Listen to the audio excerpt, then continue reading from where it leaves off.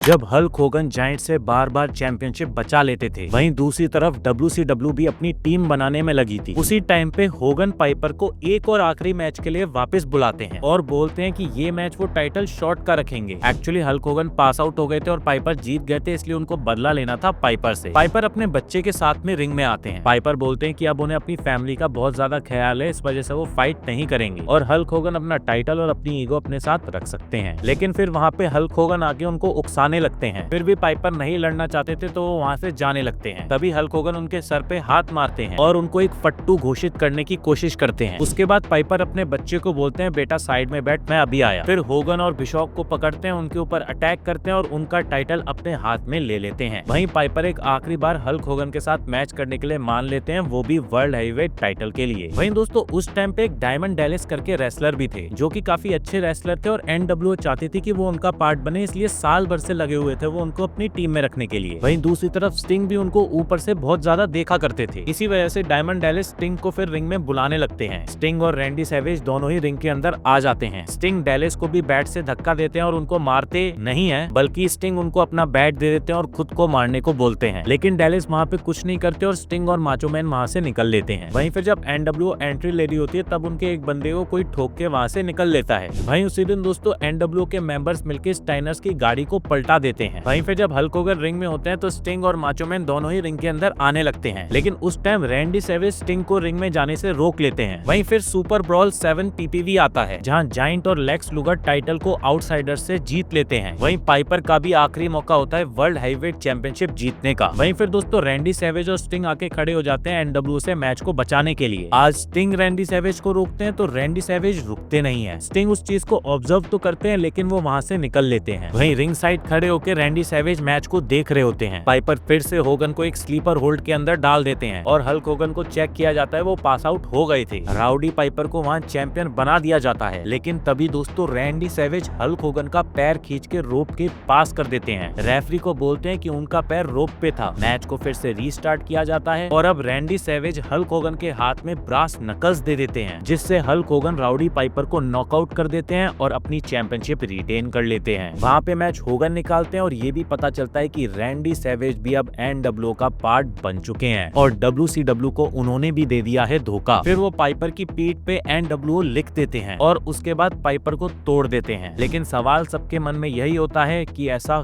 क्यों उन्होंने किया।